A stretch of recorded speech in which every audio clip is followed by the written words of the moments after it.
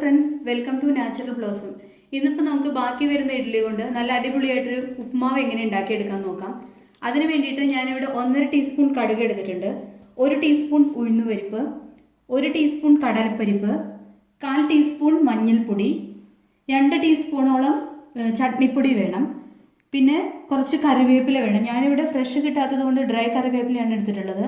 പിന്നെ ഇഞ്ചി വേണം ചെറുതായിട്ട് നുറുക്കിയത്. പിന്നെ കപ്പലണ്ടി വേണം. പിന്നെ ഇത് ഉപ്മാവാക്കി എടുക്കാൻ വേണ്ടിയിട്ട് ഞാൻ 4 ഇഡ്ഡലിയാണ് എടുത്തിട്ടുള്ളത് ഇവിടെ.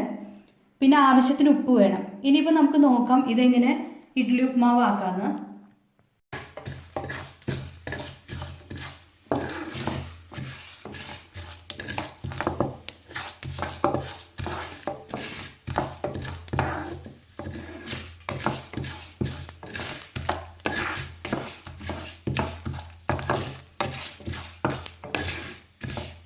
അതിനുശേഷം ഈ കപ്പലണ്ടി ഇട്ട് കൊടുക്കുക.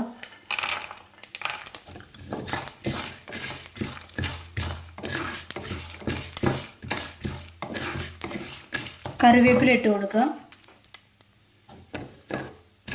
ഇത് ശരിക്കും ആദ്യം ഇടണമായിരുന്നു കറിവേപ്പില, ഞാൻ പക്ഷെ അത് മറന്നുപോയി ആദ്യം ഇടാനായിട്ട്. ആദ്യം തന്നെ ഇടണമായിരുന്നു.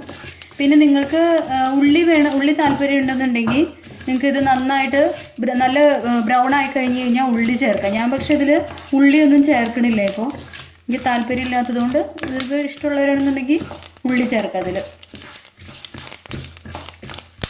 തീ നന്നായി കുറച്ച് വയ്ക്കാം. ഇപ്പോൾ കടുകും എല്ലാം നന്നായി പൊട്ടി തുടങ്ങിയിട്ടുണ്ട്. അതിനുശേഷം നമുക്കിതിലേക്ക് ഇഞ്ചി ചേർത്ത് കൊടുക്കാം.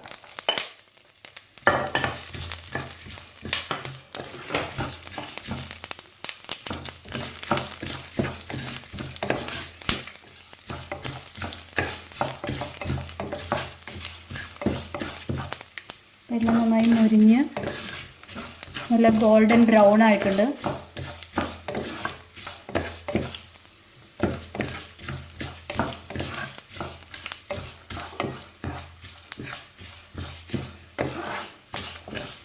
ഉണ്ടല്ലേ, എല്ലാം നല്ല പാകമായിട്ടുണ്ട്. ഈ സമയത്ത് നമുക്കിതിലേക്ക് 1/4 ടീസ്പൂണോളം മഞ്ഞൾപ്പൊടി ചേർത്ത് കൊടുക്കാം. നന്നായി മിക്സ് ചെയ്യാം.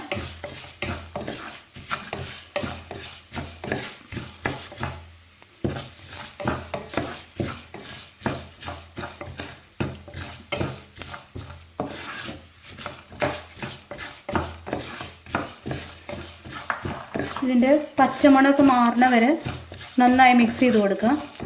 ഇനിയിപ്പോൾ ഇതിലേക്ക് ചേർക്കേണ്ടത് ഞാനിവിടെ എടുത്തു വെച്ചിട്ടില്ല ചട്നിപ്പൊടിയാണ്.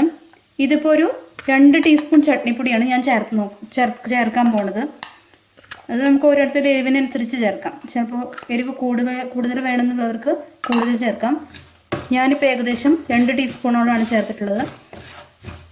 നന്നായി മിക്സ് ചെയ്യാം. അതിനുശേഷം ഞാനിവിടെ പൊടിച്ചു വെച്ചിട്ടുള്ള ഇഡ്ഡലിയാണിത്. നേരത്തെ കാണിച്ച 4 ഇഡ്ഡലി നന്നായി പൊടിച്ചു വെച്ചിട്ടുള്ളതാണിത്. ഇതും കൂടി നമുക്ക് ഇതിൻ്റെ കൂടെ ചേർത്ത് കൊടുക്കാം.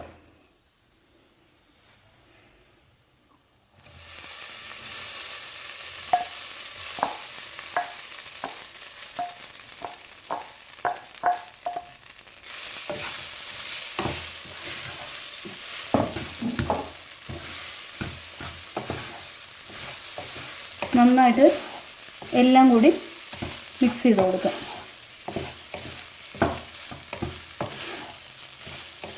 ഇപ്പോൾ നമുക്ക് ആവശ്യത്തിന് ഉപ്പിട്ട് കൊടുക്കാം.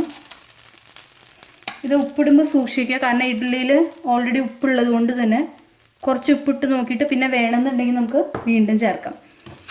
നന്നായിട്ട് എല്ലാം കൂടി മിക്സ് ചെയ്ത് കൊടുക്കാം.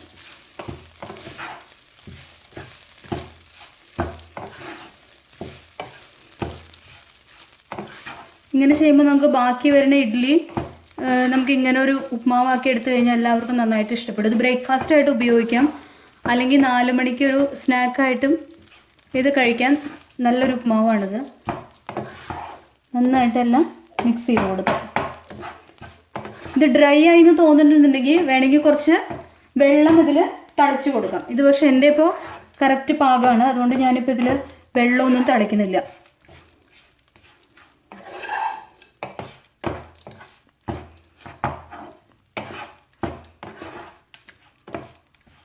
നന്നായിട്ട് എല്ലാം മിക്സ് ചെയ്ത് കൊടുക്കുക.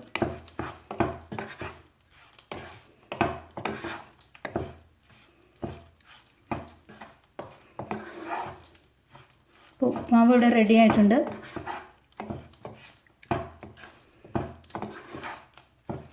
എല്ലാവരും ഇത് ട്രൈ ചെയ്ത് നോക്കണം.